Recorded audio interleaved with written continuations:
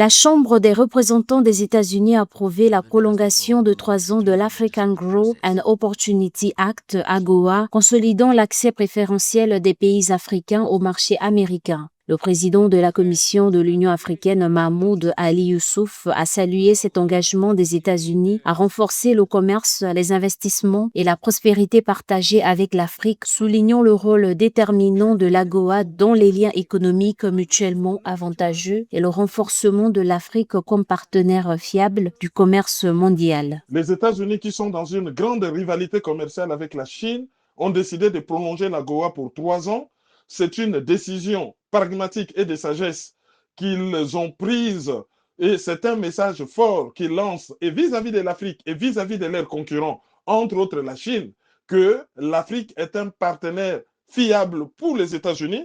L'Afrique doit être sanctuarisée par rapport aux sanctions douanières que les États-Unis ont prises pour d'autres grandes régions du monde et que ces pays ne sont pas qu'intéressés par les matières premières de l'Afrique, mais il y a aussi les produits manufacturés et les produits agricoles de l'Afrique qui peuvent intéresser. Lancée en mai 2000, l'AGOA permet aux nations éligibles d'Afrique subsaharienne d'exporter plus de 1700 produits aux États-Unis en franchise de droits de douane jusqu'au 30 septembre 2025. Washington revise annuellement la liste des bénéficiaires selon les critères comme l'économie du marché, l'état de droit, la réduction de la pauvreté et les avancées démocratiques. Pour l'Afrique, c'est un message qui signifie que les États-Unis sont un partenaire fiable. Et pour la Chine, c'est que les États-Unis qui veulent investir en Afrique et qui veulent les matières premières de l'Afrique ne vont pas lâcher ces continents. C'est ainsi que dans un environnement où les États-Unis fonctionnent avec l'arme des sanctions douanières,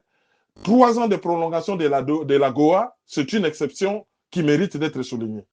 L'Afrique détient environ 30% des minerais critiques mondiaux. La Chine y a investi 8 à 10 milliards de dollars pour monopoliser l'approvisionnement. Les experts indiquent que l'AGOA est un outil vital pour la sécurité économique et nationale des États-Unis et qu'une interruption prolongée nuirait à leur leadership, créant un vide que la Chine et la Russie chercheraient à exploiter.